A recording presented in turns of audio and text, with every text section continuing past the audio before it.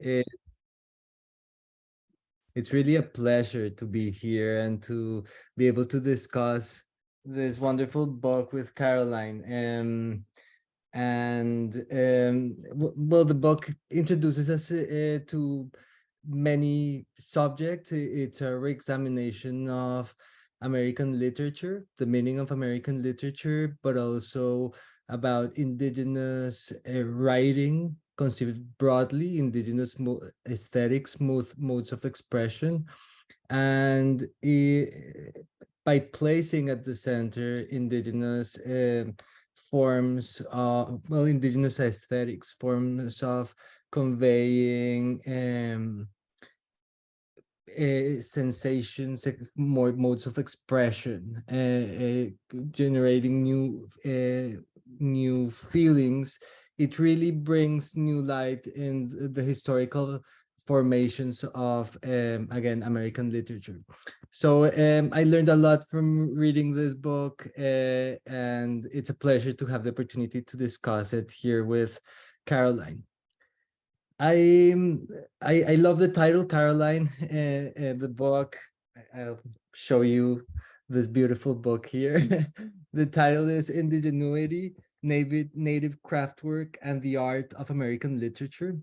So I thought maybe, Caroline, you could start us off by telling us a little bit about the title. How what brought you to this title, and how do you think, how would you use it to convey the central ideas that you're aiming to put forth with this book? Thank you, Santiago, and thank you everyone for coming today. Thank you, Holly, for hosting us, and thank you to Rare Book School and the Society of Fellows. As I mentioned to Santiago last week, this book would not be what it is without the Rare Book School and the fellowship that they gave me. Seems like ages ago. I don't know how many years ago it was, but it seems like a long time ago. So the title is a portmanteau word. Indigeneity and ingenuity. I talk about the title a little bit in the introduction, and of course, indigeneity is because I'm really focused throughout the book in thinking about the fundamental and ongoing and enduring presence of indigenous literatures, really capaciously and broadly conceived throughout American literature. And there I'm influenced a lot by Craig Womack in his really important book, Red on Red, where he talks about how indigenous literatures are not some sort of a branch upon American literatures, but they are the trunk of American literatures. So thinking about what would that mean to really take that as a starting place, at least for my own research. And then ingenuity, I think that oftentimes in terms of thinking about book history and thinking about bibliography and thinking about textual studies, you know, this is something, of course, critical bibliography has been challenging for a few decades now, but for a long time, the sense of innovation, technological innovation, artistic innovation, intellectual innovation in the history of the book was really seen as emerging and starting in Europe. So thinking about the innovation, the brilliance, the artistic and intellectual and technological ingenuity of indigenous bookmaking, again, really broadly conceived, beginning well before contact with Europeans, or at least with widespread settler colonization, and going on from there. And then that's really the central argument of the book, is how is all of American literature in ongoing relationship to indigenous histories of bookmaking, of art, of craft, of expression, and thinking about how do indigenous artists and authors continue to innovate and be have genius and innovation in terms of how they're continuing to create forms of expression that connect to book history. I think that's really interesting, and I was connecting what you were saying with a beautiful sentence you have in the introduction, which I'd like to read out loud and perhaps use it as a way to carry out the discussion. You say, in treating craftwork alongside literature, and as mutually constitutive expressive practices, I challenge the standard American literary history that understands European codices to be its primary material and technological foundation. Instead, I rethink what is American about American literature. I think it has a lot to say about expanding literature to craft work. That's one of the goals of the book. But also in terms of our disciplinary foundations, you being in the Department of English, right, and producing so I wanted us, can you, in which ways are you aiming to expand what is American about American literature, but also what you identify as this constraining, Eurocentric, perhaps, narrative around literature? Well, the book really began, as often does, right, with a book with a different kind of idea. One of my interests was how in many ways about how Europeans and settler colonists, when they were encountering new natural materials, new ingredients to make ink with, new plants to make paper from, new animal skins to make binding from, how all of these things were changing the sensation of books themselves and that very kind of traditional codex understanding of a book. And how, so I was really interested in that. So I spent a lot of time at the very early stages of the project in places like the Huntington and other places with big special collections from the 16th and 17th and 18th centuries, especially in a really kind of broad hemispheric standpoint, looking at recipe books, looking at manuscripts.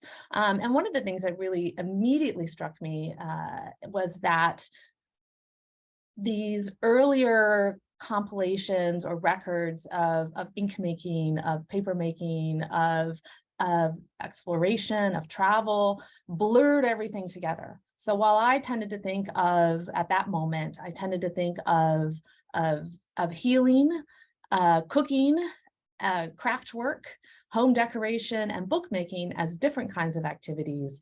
According to all of these manuscripts and collections of books, these were not separate things. These were all just jumbled together, and the same ingredients for one thing would be the same ingredients for the other. And then I also spent some time with some artists, for example, an artist who works at the Getty Museum who does restoration work.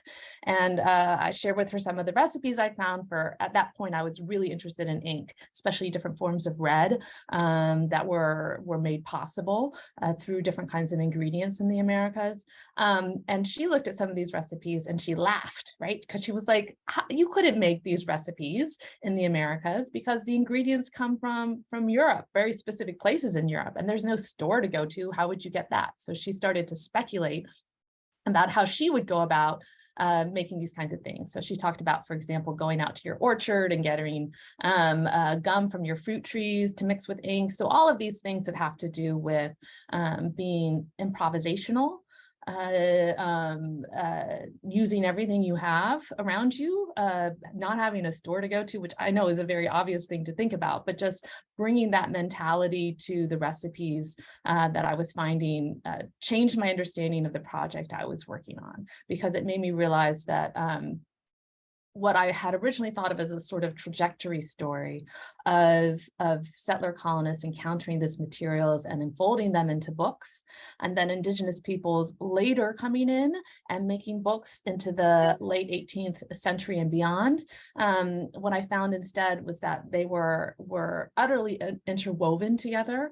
Settler colonist bookmaking, Indigenous bookmaking, settler colonist craftwork, and Indigenous craftwork. Everybody, and those aren't the enslaved African Americans are also engaging in books, engaging in craft work. So all of these things was utterly inflected with each other.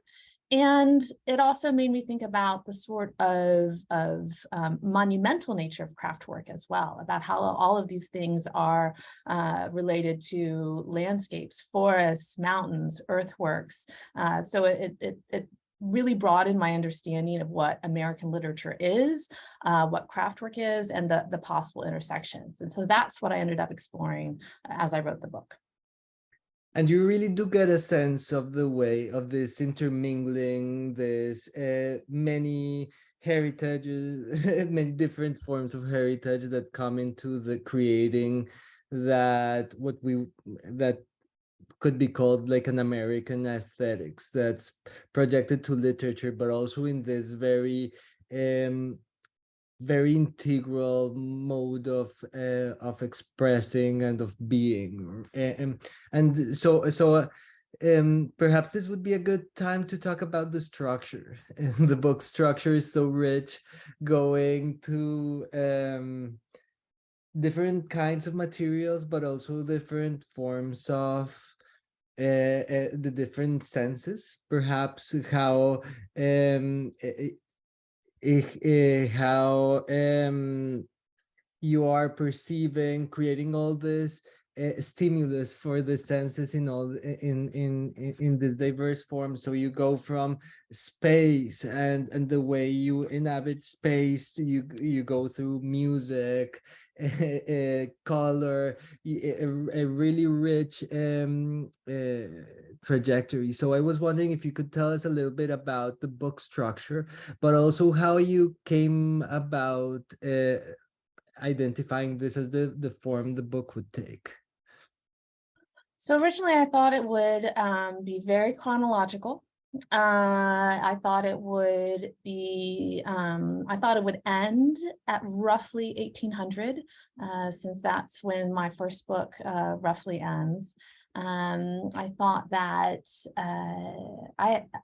you know, like I mentioned a moment ago, I sort of thought the first parts would be about travel narratives by settler colonists and Europeans coming into the Americas, and the second half would be about slightly more recent native bookmakers. And then again, what I found, right, is that there was this intermingling, and I'm not an artist. You know, I know some people in this world, some people perhaps on the Zoom are artists. They make things. I don't make things. I try sometimes, and I usually fall apart. I'm not good at it. It's one of those terrible, you know, cooking shows where they reveal when somebody tries to make something and it's just a disaster. So I don't have the skill set. So what I did is I talked to artists. I said, how do you think about art? How do you think about making books? How do you think about these materials? What kinds of questions do you have for these? What kinds of questions are you thinking when you're making your own work, but also what kinds of questions and ideas do you have when you look at some of these older materials? What are you interested in when you're looking at the historical record? What kinds of knowledge are your communities interested in keeping and retaining? So those are the kinds of things I was interested in. One of the things that also became clear to me is just how multi-sensory craft work and books are within this process, right? That it's it unfolds all of our senses. I think we know this, right?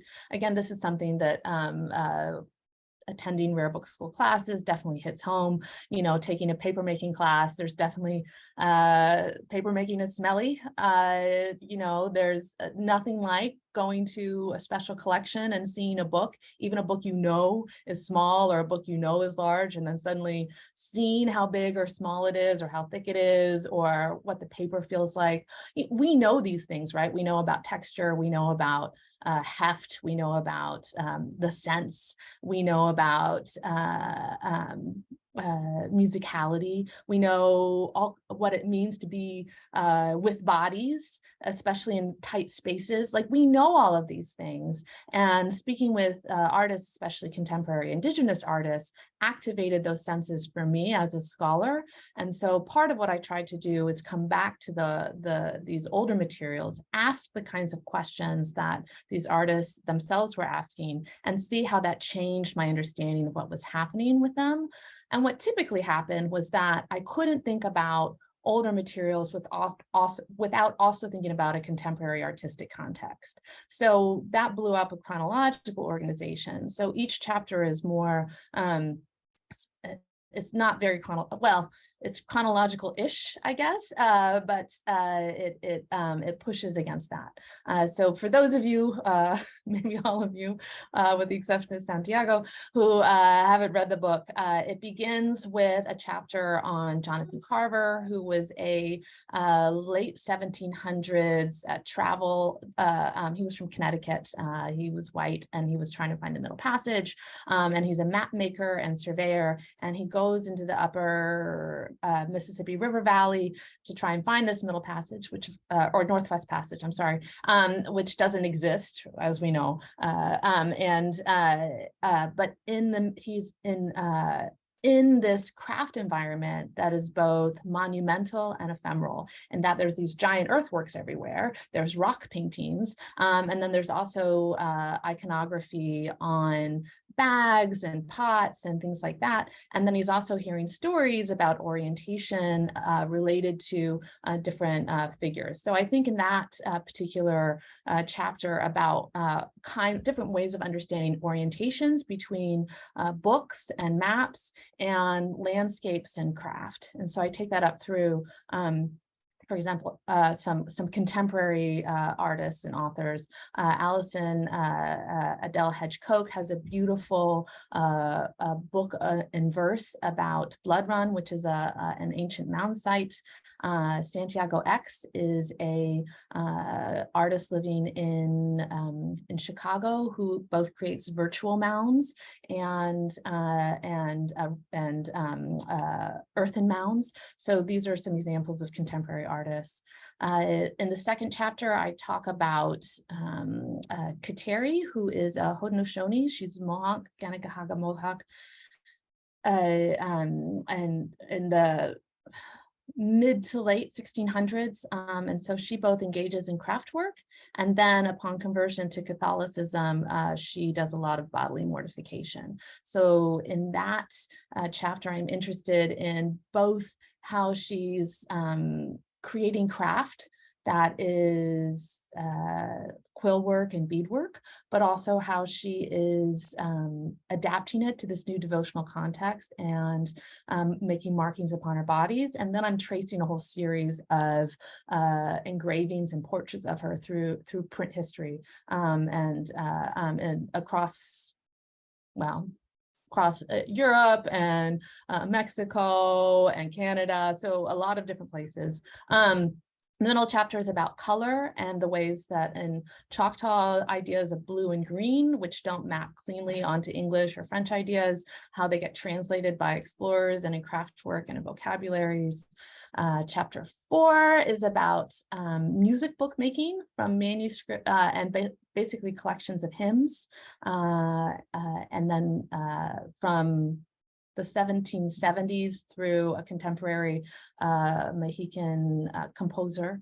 And then finally, the last chapter is about a circa 1900 artist who also, she's Ho-Chunk, named Angel Decora, and she also creates book illustrations, like initials and tailpieces, and thinking about the ways that she's pulling on different ideas of craft work in order to, and repatriating aesthetics from anthropological texts into book illustration. So much there to talk about, and being a map historian, I really enjoyed the first chapters, the way you managed to bring a contemporary, well, a a European traveler's map, right? And show how it's informed by indigenous landmarks, indigenous aesthetics, and it's really, even if we don't realize it looking at the aesthetics of the map, it's really informed by indigenous craftwork. And I think it really fleshes out your argument. In general, I think this is a very interesting revision of travel narratives that comes up in different chapters of the book. Would you say, was that a part of the initial motivations to write this book, just trying to also revise this European narratives by fleshing out the way they were informed by this type of indigenous crafts? Well, I originally had thought that that would be where I began, and that the first half of the book would really be about travel narratives. So I spent a lot of time reading them. I read both printed ones and also manuscripts. I'm a native speaker of English, so I definitely read ones in English. And I would say I used to be fluent in French. Now I'm medium-ish. So I read a lot of ones in French, and I'm fair in Spanish, so I dabbled a little bit in Spanish. And then throughout the project, I was taking language classes in Choctaw, so I was looking anytime I could find any text written in Choctaw. I was curious about those and read them. And so, like I was interested in sort of how sensation was changing, and also how to account for that in these texts that we tend to see as imposing, rightly so, imposing settler colonization. Right? These are texts of imperialism. These are texts of colonization. They have the viewpoint of European superiority. Usually, they often, they often are confused, but they often don't admit how confused they are. There's a great piece by Scott Manning Stevens, who's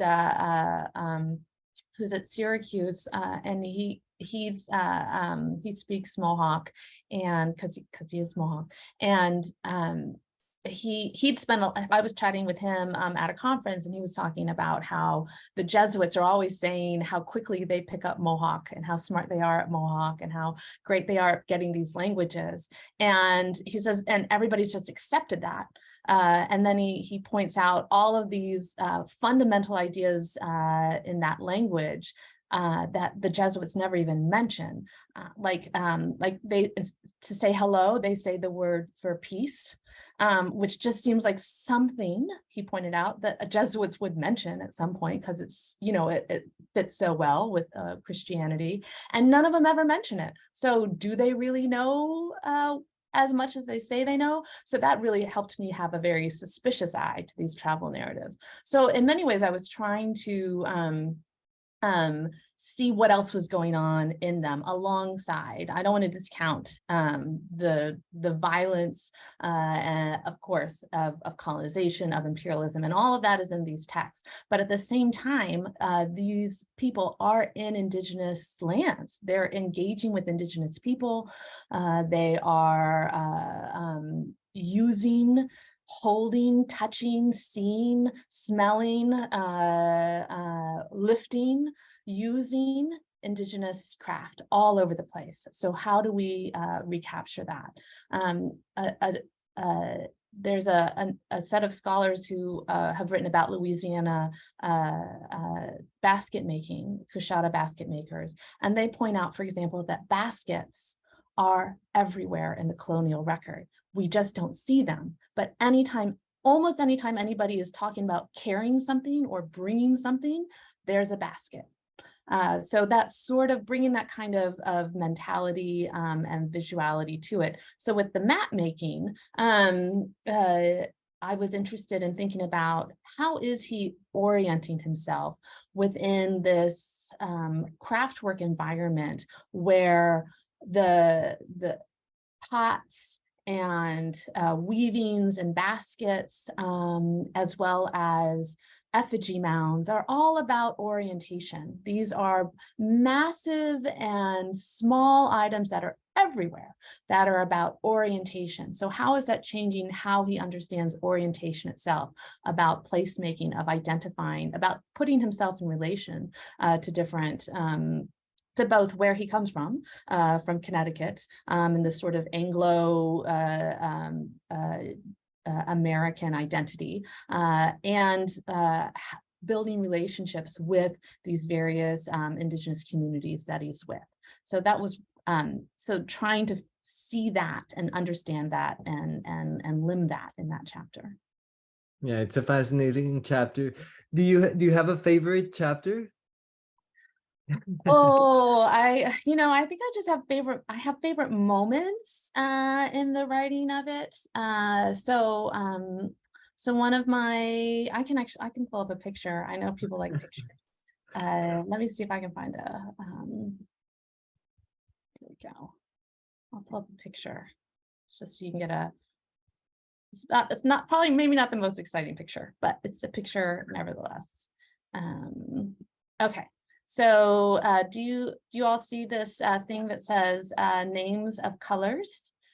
So this is page 1. It's a 2-page table, and it's from a vocabulary made by Cyrus Byington, who is a early to mid, so antebellum 19th century missionary to the Choctaw, first in Mississippi and then to what's now Oklahoma. He goes with them, he travels with them through removal. And he spends a lot of time as a missionary working with Choctaw people. Like that's who he's a missionary to. And so he's learning Choctaw from mostly Christian Choctaw, and they're supporting his work and his efforts. And so he creates this book, this Choctaw vocabulary, and it's for Choctaw children. And it's all these tables. So as a parent, this feels like a familiar book to me, right? Like it has, animals, plants, like the sets of vocabulary. It's the same sorts of things that I might go to a kid's bookstore and I'll see, a whole series of children's books on these different kinds of categories. But this is his table, this names of colors. And so I'm looking at it. I'm really just looking for, this is when I'm researching uses of blue and green, which I'm interested in because in Choctaw, it's not blue and green, it's Okchimali and Okchako, one of which means like bright blue and bright green, and one of which means like dull blue and dull green. And this is something that English and French speakers grapple with. There's other languages that have this, including I believe Greek does this a little bit too. But for the Europeans in French, this is a surprise. So, for example, there's a moment, and I talk about it in the chapter, where a French explorer is really confused about the names of some places because he thinks the word means blue, but he says, but everything's green. Why would they call it blue? So he's kind of confused. So I'm looking at this list. I'm trying to find Okchimali and Okchako, which you can see here. Blue, deep Okchimali, pale blue Okchako. And I'm building in moments like this, I'm starting to build tables of all the different translations.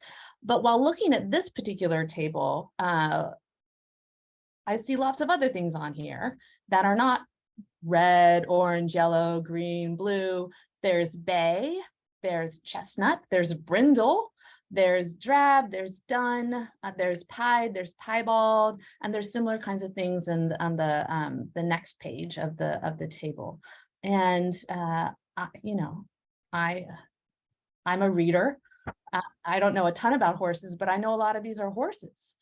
So I start to think about, like, what is the story behind the creation of those vocabulary? What are the stories behind all of these translations of colors? What is the story of learning about craft? What is the story of, so I just started to think about the storytelling environments of moments like these, and how just how much in general Choctaw color is emerges in stories, as opposed to the sort of very sort of Lockean Enlightenment understanding, which thinks about in terms like John Locke, for example, like he talks a lot about the color blue and the color green, and it's a very sight-centric understanding of it. But here is a storytelling and sensation-centric understanding of color.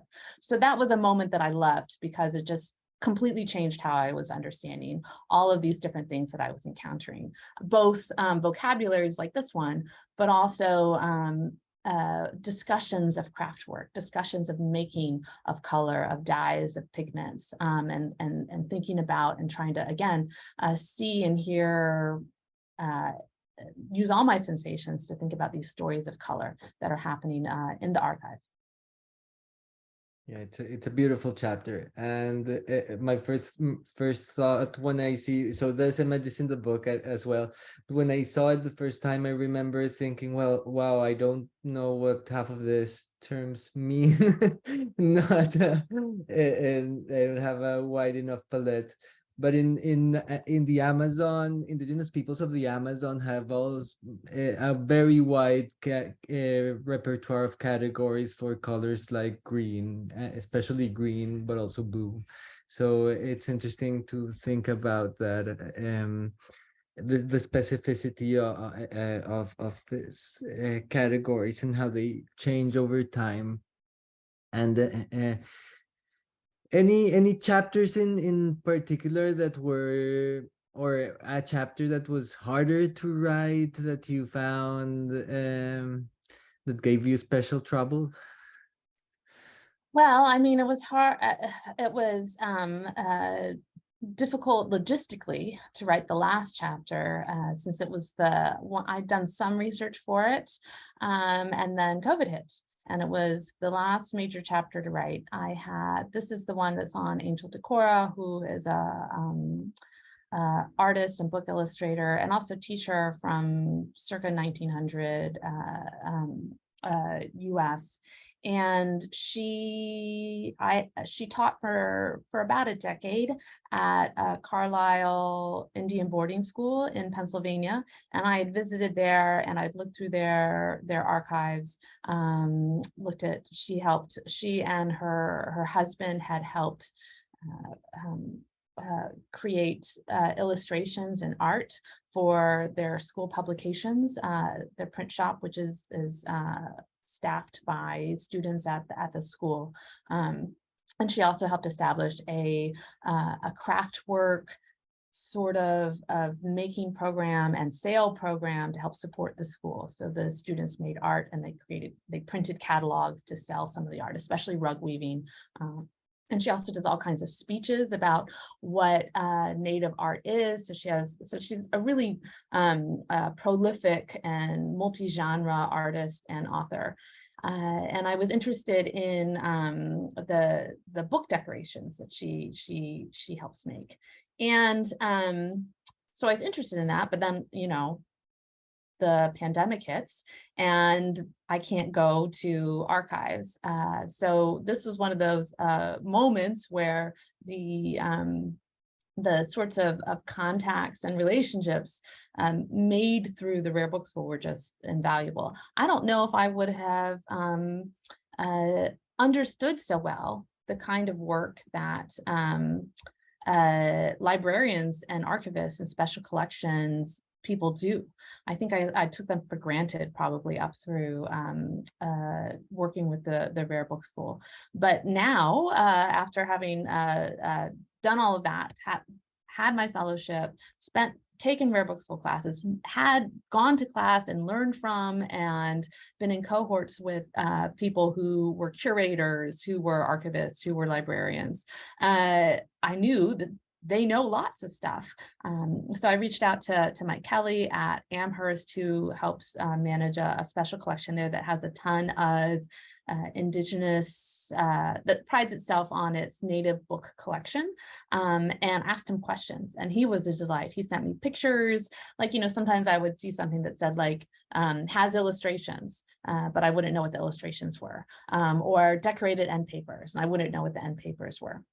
And so that helped me put Angel Decora's book illustration in the context of a longer Native book decoration history, and to think about how she is both an emblematic artist, but that she's not like an isolated exception. That there is a very long and rich history of Indigenous artists and bookmakers involved in book illustration, thinking very carefully about book illustration, and working with their both the craft history and aesthetics of their individual nations and communities, but also other kinds as well, as they port that into this medium. And as I argue in the chapter, they're repatriating aesthetics out of these some might say decolonize. I think that's, I think it probably depends on the individual case, how much we can say it's an act of decolonization versus repatriation, but I think that they're connected to each other. Yeah. It's a beautiful chapter indeed. We have a few minutes left for, and then we'll open up to the public. So I thought we should maybe turn to methodology. You have so many wonderful contributions just to rethinking the archive. Well, as we've mentioned, some of it talking about, well, a new vision, more expanded vision to sources, but you also have this dialogue between, in each chapter, between, well, let's say older Craftwork and more recent contemporary artists that are in dialogue with your chapter topic. Coming from history, I spend 99% of the time reading historians, and this was really it was delightful to see that interplay. So I was wondering if you could tell us both a little bit about your concept of archive, how your intervention in this regard, and your decision to bring a contemporary artist into the mix.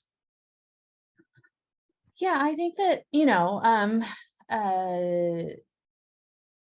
in Native American and in Indigenous studies, there is already a really big sense of what archives are and where they reside. You know, individuals, sovereign Native nations have been keeping their own archives, their own knowledge for millennia.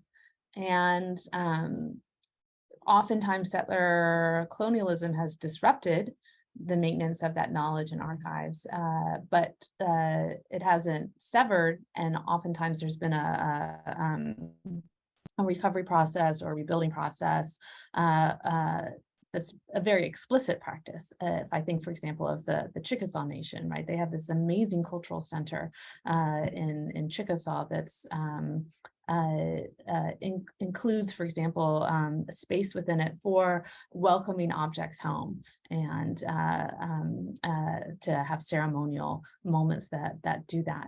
So so within those communities, right, oftentimes archives are lots of places. They're in drawers and boxes in carefully temperature maintained storage areas, but they're also in people's memory. They're in oral narratives, they're in kitchens, they're in workshops, they're in objects, you know, objects themselves, sometimes that themselves are understood to have a kind of personhood or animacy and liveliness to them. They're in language. There's so much, language itself is often understood to archive so much knowledge. they're in plants, they're in landscapes. So I think that I'm not inventing something with that. I'm building upon and being guided by the really amazing and crucial work that not just Native American and Indigenous studies scholars have done, but Native American and Indigenous communities and nations have been doing since, like I said, for millennia, right? That this is how archives and collections are understood.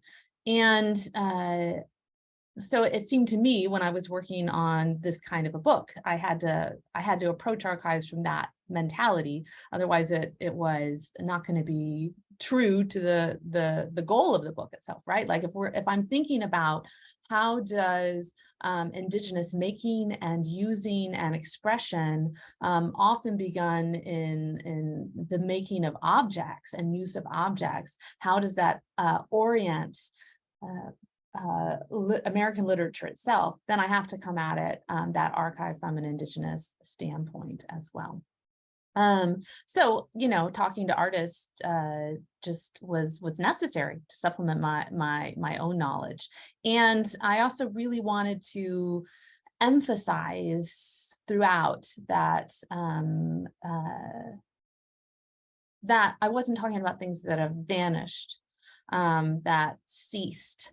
I was talking about ongoing, evolving, and vibrant practices. And that ultimately, right, is to me, part of what makes us human is that we make art, that we have pleasure in it, that we have joy in it. Sometimes we have sadness in it.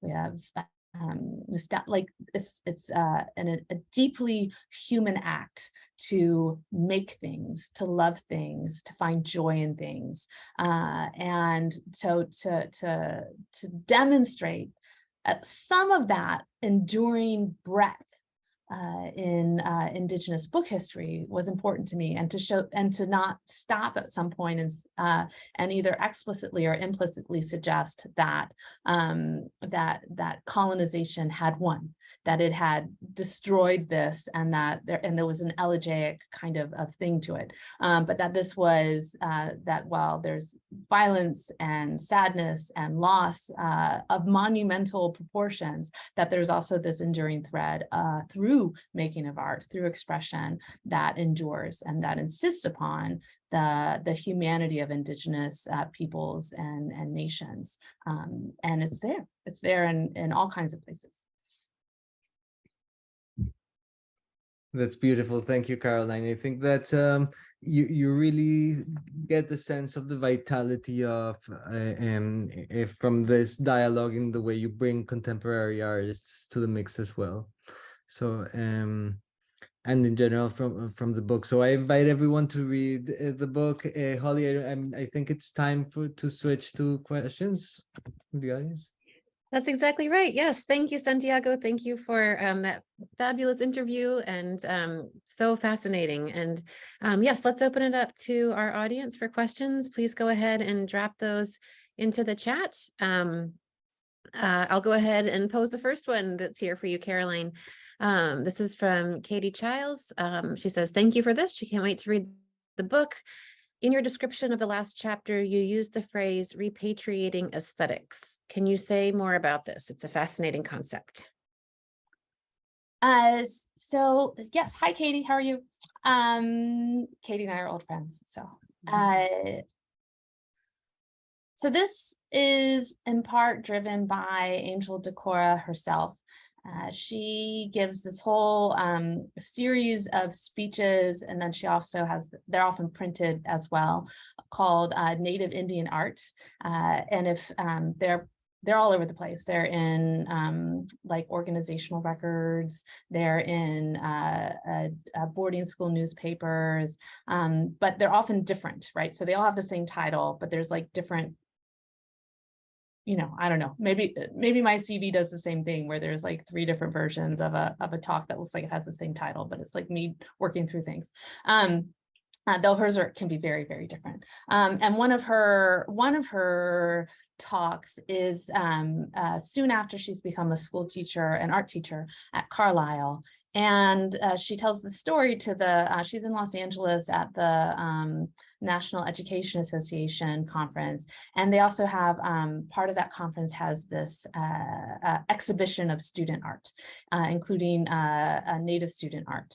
And she's gone through it and she's looked at it, and then she comes up and she talks about how much boarding schools have, Indian boarding schools have severed Native youth from art, the art of their communities and the art of their people. And she presents the sort of stark choice that these boarding schools seem to give these children. And that is either they can have art, the art of their communities, their homes, their families, or they can have modernity. You can't have both. And so she presents this sort of the stark choice that the boarding schools seem to give. And then she talks about sitting down with a boy who is, he's a student, and he doesn't even know, he's been a student so long, he doesn't even know what nation he is. He just she knows he's from Alaska, and that's all she knows.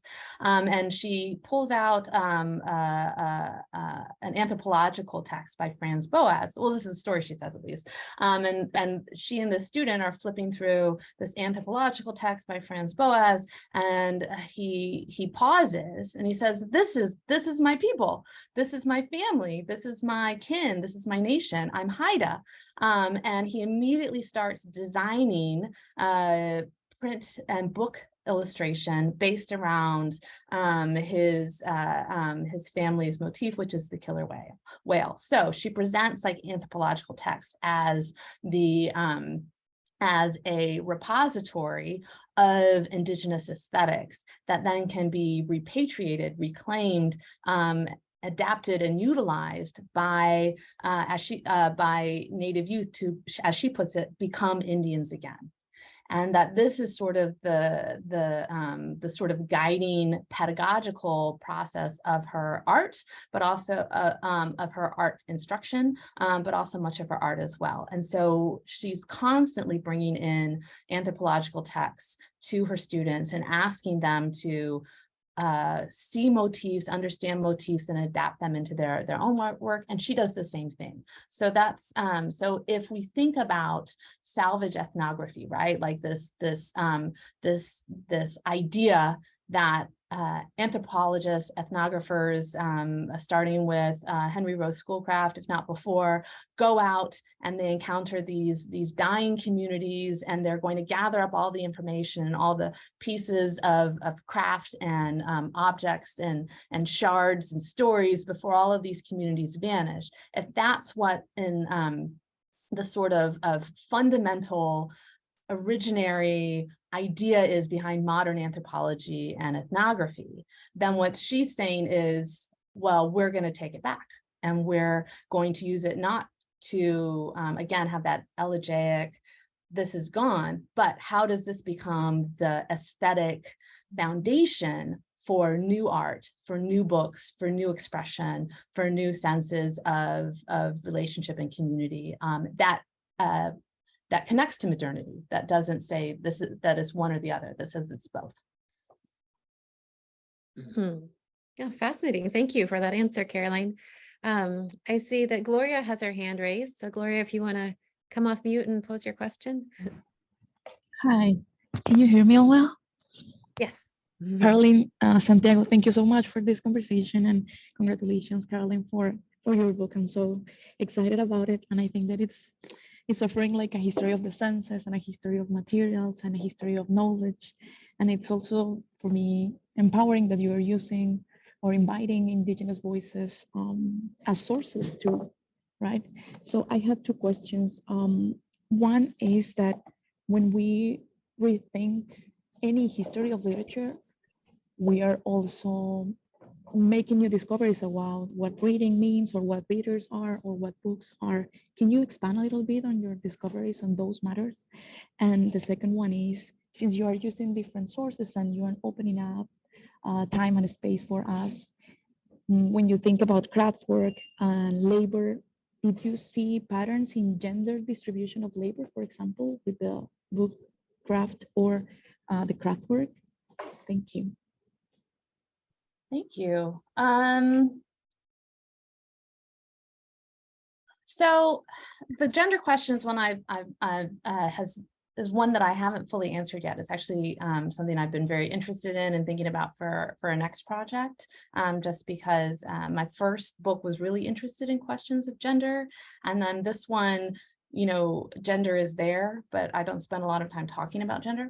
But even as it's continued to be important to me. So for example, one place that it comes up explicitly is in the second chapter on Kateri, who is the Kanangahaga Mohawk saint, well now saint, because she wasn't a saint when she was alive. Well, I don't know, maybe that's a Catholic debate right there, whether one is a saint before one is a saint. But of course, what she's learning in the Longhouse in this matrilineal and matriarchal space is about how to make and use and sense and touch from women, especially because she's an orphan in the sort of European sense, but she's not an orphan in the Haudenosaunee sense because she has her whole longhouse there, right? Like that's who she's learning from.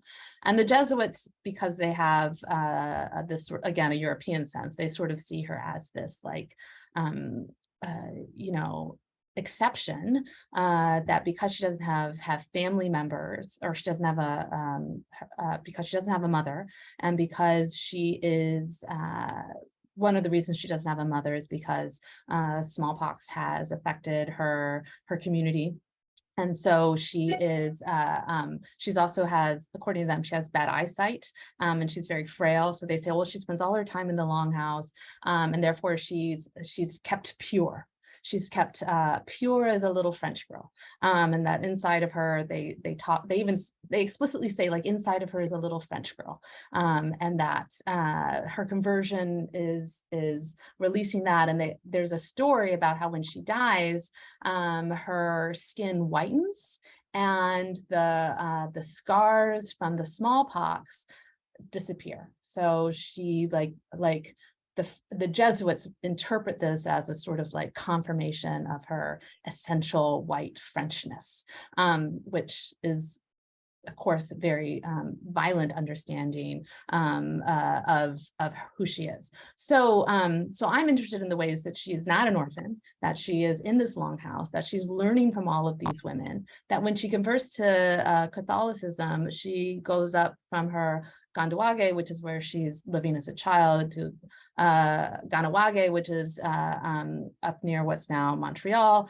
and in a new environment of women who engage in devotion. And they have a mortification practice, right, where they scar their bodies, often using the exact same objects and items, right, like thorns and branches and switches that they would use to make craftwork, right? So there's a sort of continuity between this childhood and Longhouse and sort of traditional. I prefer to say customary, because traditional, I think, I don't like the word traditional, customary Kanangahaga craftwork into this sort of adapted version that's in this new Catholic, but still Kanangahaga frame of craftwork and devotion. So that way, and then I spent some time reading and thinking about how different audiences would understand various portraits of her and how her skin is represented, how her clothing is represented, and how it gets evolved and ported to different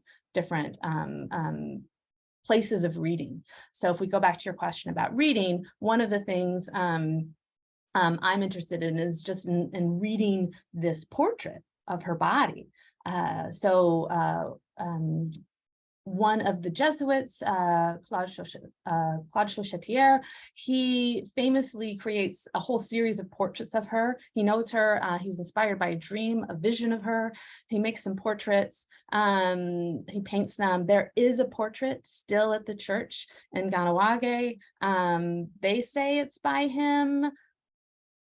I don't think it's actually by him. I think it's because it depicts a stone church that wasn't there when he was alive, but it's pretty early on still, like it's early in the years of Ganawage. But regardless, here is a painted portrait of Kateri that hangs in this sacred space. That's this Catholic sacred space where most of the people there are Kanen'kehá:ka, but that is being run by French Jesuit Catholics, right?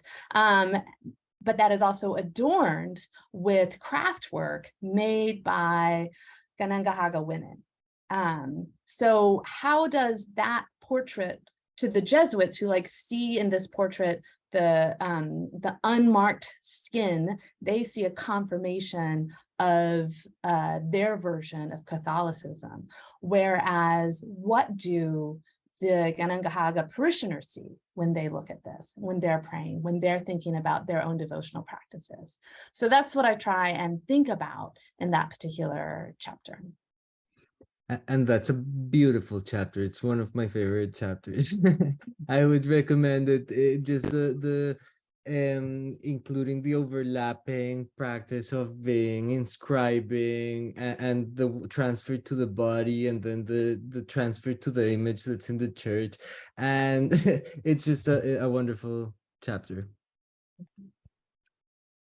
And then I'm afraid that's going to be a wonderful place for us to end, or I'm not afraid, but that is a wonderful place for us to end. I'm afraid that we do have to end now, even though I'm sure there's a lot more that we could talk about. It's a really rich book. And so, yes, I'm seeing lots of clapping hand icons and celebrating icons. So congratulations, Caroline. This has been a wonderful way to end our semester here. And I will say we have a couple more book talks planned for the spring.